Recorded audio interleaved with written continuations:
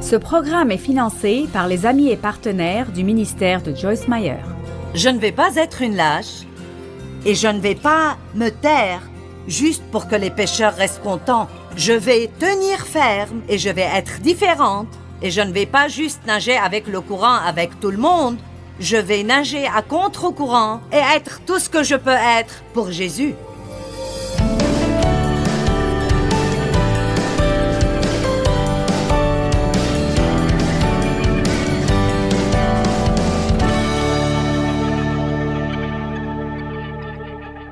Bien, aujourd'hui, je veux vous parler d'avoir le courage d'être différent.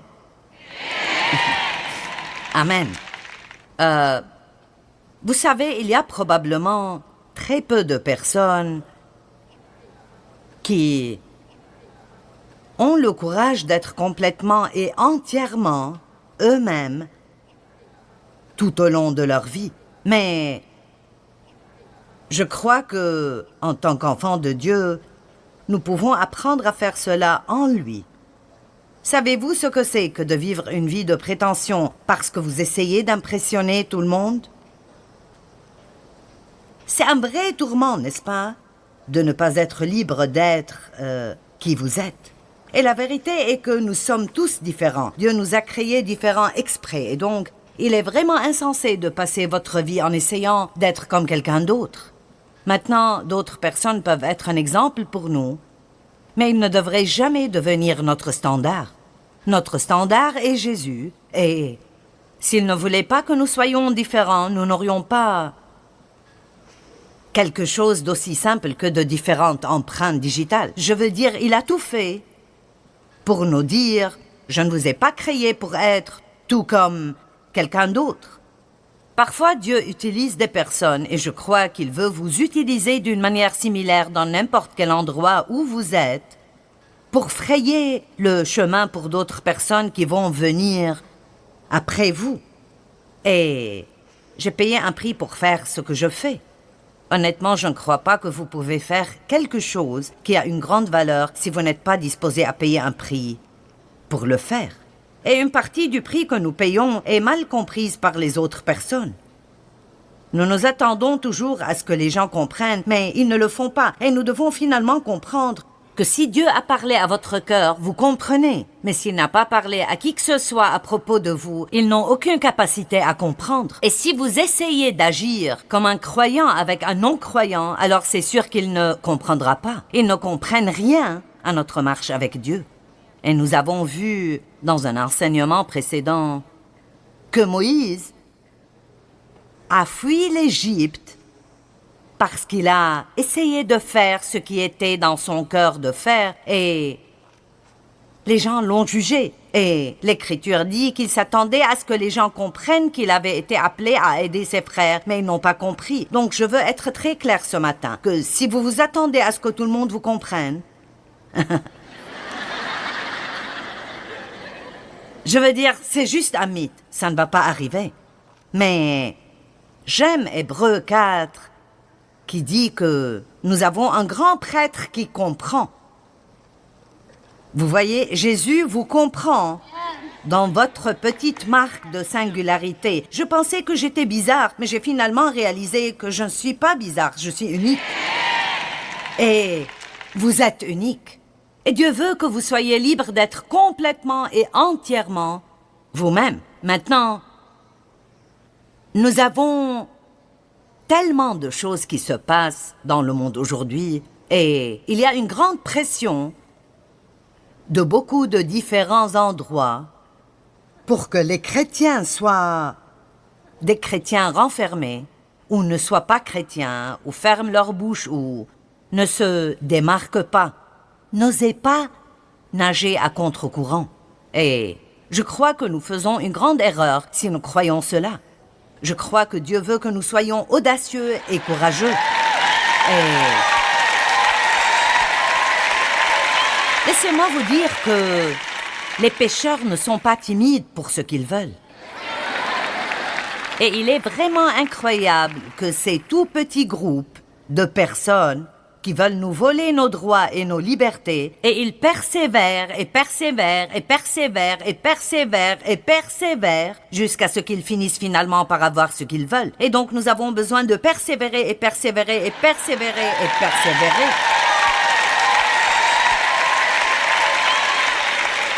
Puis-je vous dire cela et être très direct?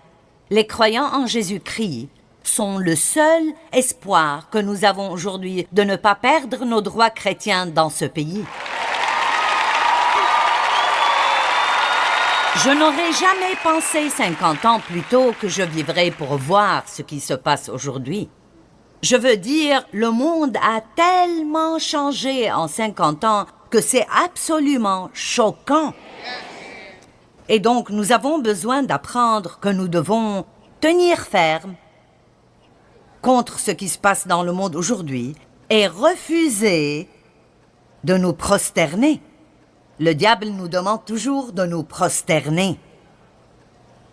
Le diable a dit à Jésus, « Si tu te prosternes et m'adores rien qu'une fois », et l'ennemi nous pousse à faire des compromis avec le monde pour que nous soyons acceptés.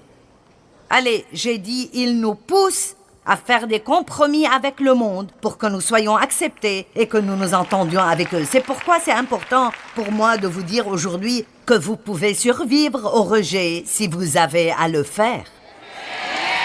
Vous pouvez survivre au rejet des personnes, mais vous ne pouvez pas survivre, perdre votre relation avec Dieu en étant lâche et en cédant aux demandes du monde. Dieu est avec nous. Il est avec vous.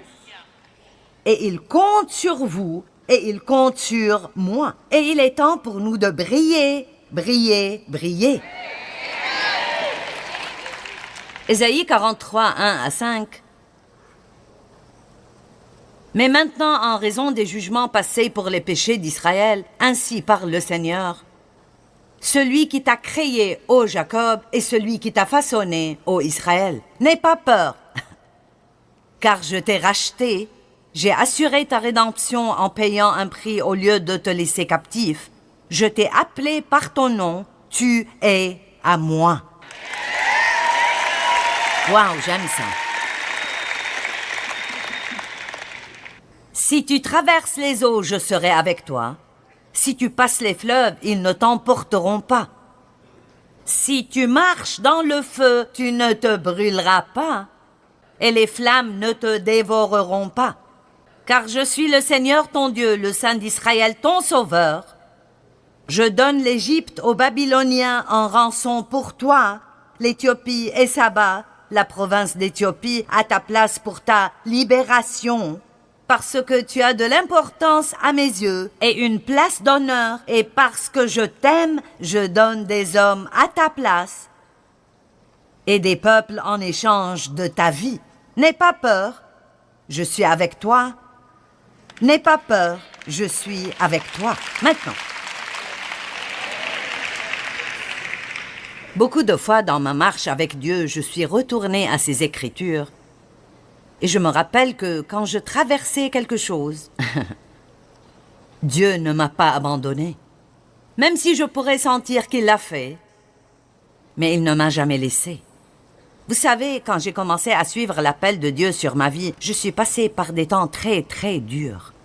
J'ai dû quitter mon église. J'ai perdu la plupart de mes amis. Et c'était un temps solitaire et dur pour moi. Et de me tenir ici et dire que je n'avais pas peur ne serait pas vrai, parce qu'en ce temps-là, je ne savais pas comment faire face à la peur comme je le fais aujourd'hui. Mais je suis si reconnaissante que Dieu m'a donné le courage et la grâce de vouloir lui obéir plus que je ne voulais l'approbation des gens.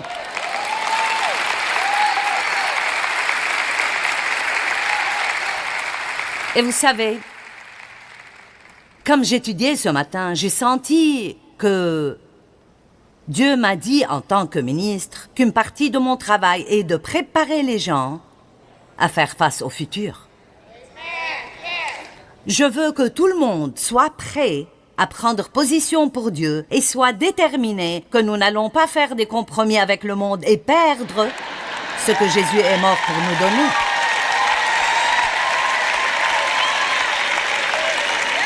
Et j'ai senti dans mon esprit très fortement, au début de l'année dernière, que je devais dire aux gens dans mes réunions de plus en plus souvent que Jésus revient bientôt. Et vous savez, si vous lisez le Nouveau Testament, les apôtres parlaient de cela tout le temps. Ils encourageaient les gens. Faites ça parce que le Seigneur vient bientôt. Ne vivez pas une vie égoïste parce que le Seigneur vient bientôt. Eh bien, je crois que Jésus vient bientôt et je ne sais pas quand ça sera, mais je pense que nous devons vivre tous les jours comme si ça pourrait être ce soir. Et je veux vous aider à être prêts. Une des choses que Dave partage au sujet des jeunes qui vont à l'université ces jours-ci, vous savez, je pense que 75% des chrétiens qui vont à l'université perdent leur foi alors qu'ils y sont. Vous savez pourquoi? Parce qu'ils ne sont pas préparés pour ce qu'ils auront à affronter là. Et donc, nous devons préparer nos enfants et leur dire « Votre foi sera attaquée. Vous allez être jugés, vous allez être critiqués, vous allez entendre tout genre de choses scientifiques et de choses mentales que si vous allez suivre votre intellect et non votre cœur, vous allez finir avec de la confusion et en rejetant votre foi. Je crois que quand nous sommes préparés, je pense que quand nous sommes préparés, nous pouvons gérer n'importe quoi et nous pouvons faire face à tout. Tite, chapitre 3, verset 1, voilà ce qu'il est dit. Rappelle aux personnes de se soumettre aux magistrats et aux autorités, de leur obéir et d'être préparés et disposés à faire tout travail dûment honorable. Maintenant, comment nous préparons-nous en ayant la bonne mentalité? Colossiens 3.1, réglez votre esprit et gardez-le réglé sur les choses qui sont en haut et non pas à ce qui est sur la terre.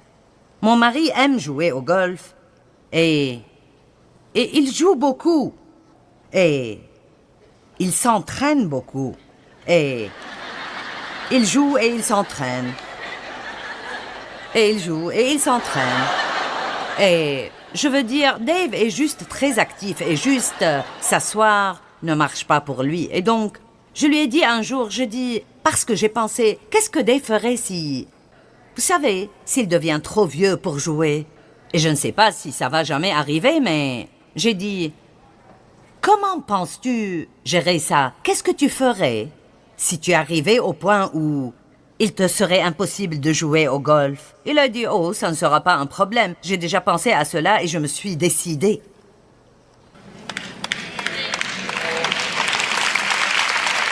Allez, c'est tellement important ce que je vous dis maintenant. J'ai décidé dans mon esprit que si je ne pouvais plus jouer, je serais heureux quand même. J'aime ça. J'aime ça. Vous voyez, j'ai pensé à ce ministère et j'ai pensé, j'aime ce que je fais. Et vous savez, je sais que ceci n'est pas qui je suis, mais d'une manière ou d'une autre, je suis liée au ministère et donc c'est un peu qui je suis. Et vous savez, c'est juste ma vie. C'est ce que je fais. Et j'ai pensé, vous savez, si je ne peux plus faire ça, je ne veux pas sentir comme si je n'étais pas utile et je n'ai aucune valeur. Et donc, j'ai décidé à l'avance que si je ne peux plus jamais faire ce que je fais maintenant, ma valeur n'est pas dans ce que je fais, mais en qui je suis en Christ.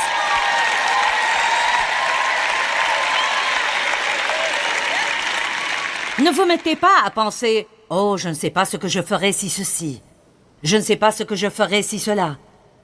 Je ne pense pas que je pourrais le supporter si cela arrivait.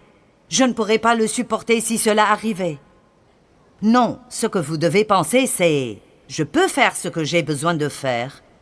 Quoi que soit ce qui est contre moi dans la vie, Dieu est avec moi et je peux faire tout ce que j'ai besoin de faire par Christ qui est ma force. » Vous voyez, j'aime mes amis, mais je n'ai pas besoin d'eux pour survivre. Nous devons comprendre que la seule chose que nous ne pouvons pas vivre sans est Dieu. Nous pouvons nous débrouiller avec quoi que ce soit d'autre, mais nous ne pouvons pas vivre sans Dieu. Et donc, je veux vous encourager à vous dire dans votre esprit, que, quoi que ça me coûte, je vais rester forte en Jésus jusqu'au jour où il me prendra de cette terre. Et je ne vais pas être une lâche. Et je ne vais pas me taire juste pour que les pécheurs restent contents. Je vais tenir ferme et je vais être différente. Et je ne vais pas juste nager avec le courant avec tout le monde. Je vais nager à contre-courant et être tout ce que je peux être pour Jésus.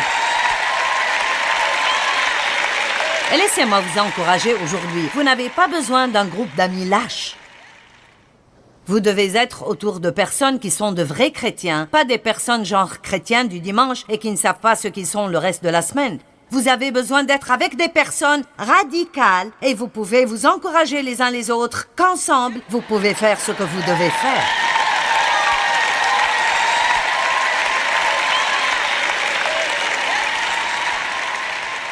La Bible est remplie de personnes qui étaient différentes et de personnes qui étaient disposées à être différentes et être entièrement qui elles sont. Et je pourrais bien dire que ce sont les seules personnes qui peuvent faire de grandes choses. Les seules personnes qui peuvent faire de grandes choses sont celles qui sont disposées à se lever et à être différentes et à payer un prix. Maintenant, Noé était très différent. Et dans le chapitre 6 de la Genèse, verset 5, nous allons lire juste un petit peu à propos d'un homme qui vivait en ce temps-là.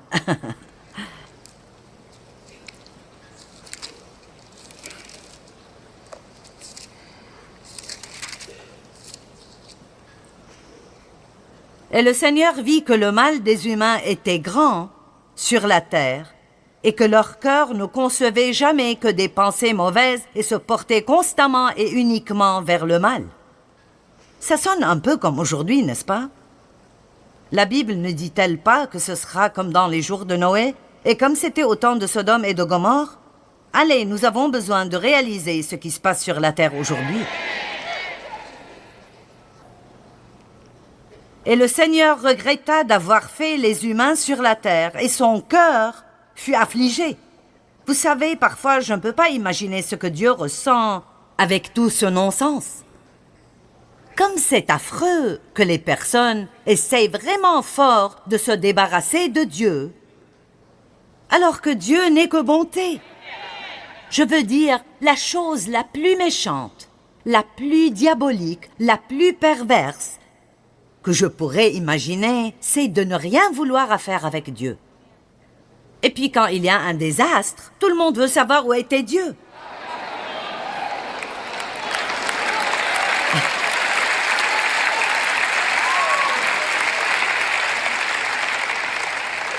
Donc le Seigneur dit, je détruirai, j'exterminerai et effacerai de la surface de la terre les humains que j'ai créés, non seulement les humains, mais aussi les bétails et les reptiles et les oiseaux de l'air, car ça m'afflige et je regrette de les avoir faits. Cependant, Noé trouva grâce et faveur aux yeux du Seigneur. Puis-je vous dire quelque chose? Peu importe combien les choses semblent mauvaises, Dieu a toujours un homme, il a toujours une femme, et il ne lui en faut qu'un.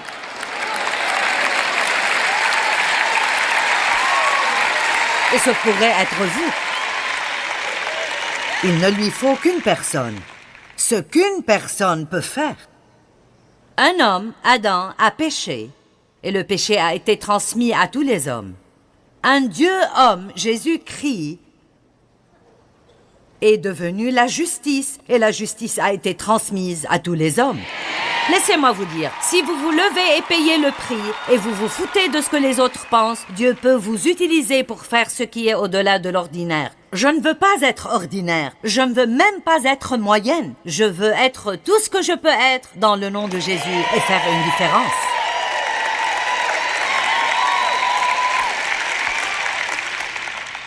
Vous avez tous la grandeur à l'intérieur de vous. Si vous êtes un croyant, vous avez un désir dans votre fort intérieur de faire quelque chose d'extraordinaire. N'est-ce pas? C'est là-dedans. Et le diable vous dira, qui pensez-vous que vous êtes? Vous ne pouvez pas faire ceci. Il ne lui en faut qu'un. Et Dieu utilise certaines des personnes les plus ridicules. 1 Corinthiens dit qu'il utilise les choses inutiles et insensées du monde pour confondre les sages. Ce que le monde rejetterait, Dieu choisit et utilise pour sa gloire.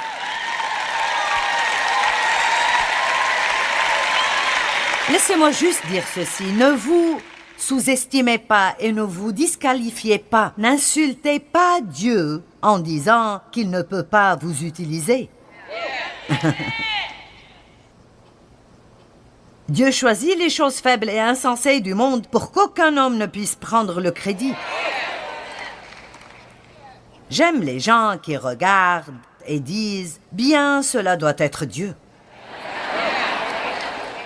Cela doit être Dieu parce que je sais comment tu étais.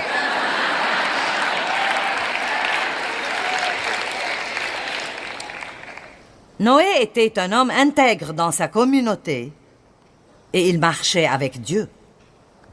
Comment devrions-nous vivre avec tout ce qui se passe dans le monde aujourd'hui?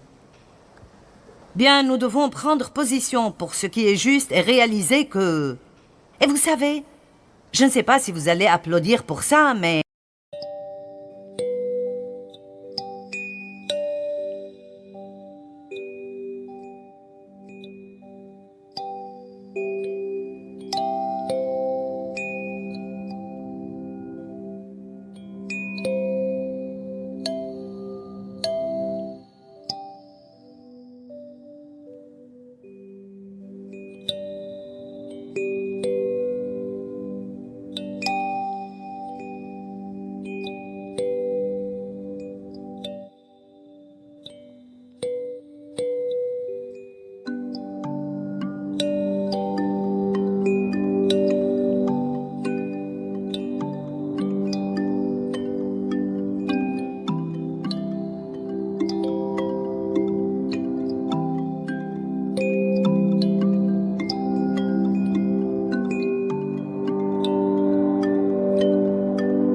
Nous devons l'entendre en tout cas. Si vous allez prendre position pour ce qui est juste, et vous allez être entièrement vous-même, et vous allez être un facteur de transformation, vous devez vous attendre à quelques persécutions.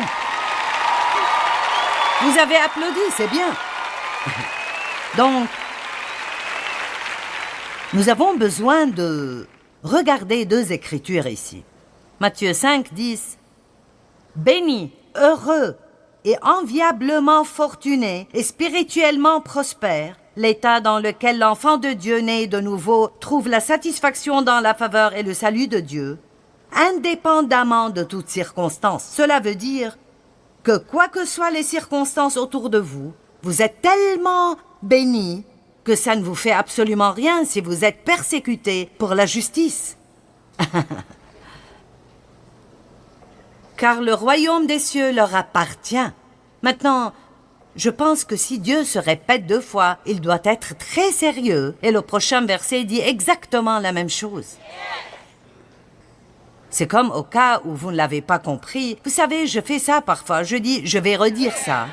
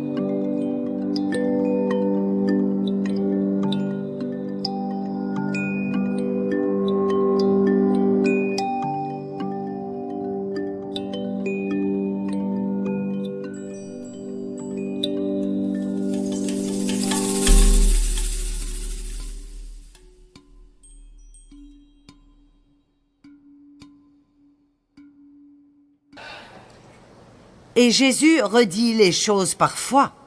Béni, heureux et fortuné, et spirituellement prospère avec la joie de vivre et la satisfaction dans la faveur de Dieu, indépendamment de vos circonstances, serez-vous lorsqu'on vous insulte et on vous persécute, et écoutez ça, et qu'on répand faussement sur vous toutes sortes de méchancetés à cause de moi. Est-ce qu'on n'a jamais parlé de vous d'une manière méchante ou d'une façon critique, juste parce que vous êtes croyant?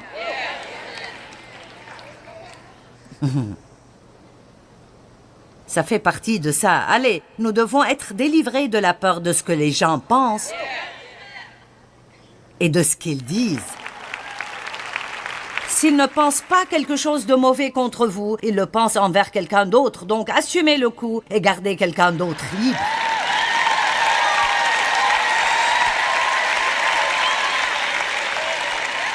Et vraiment, qu'est-ce que ce que les autres pensent pourrait vous faire? Ou que pourraient faire les calomnies? Mais si vous prenez position pour ce qui est juste et que vous ne recevez pas ce que vous méritez des personnes, Dieu va bouger le ciel et la terre et vous récompenser d'une façon ou d'une autre.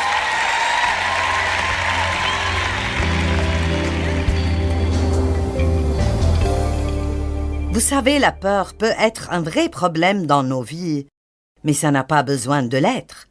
Je crois que Dieu nous remplira de courage qui nous aidera à tenir ferme contre toute peur qui vient à notre rencontre si nous le lui demandons. La Bible dit « Plus grand est celui qui est en nous que celui qui est dans le monde ».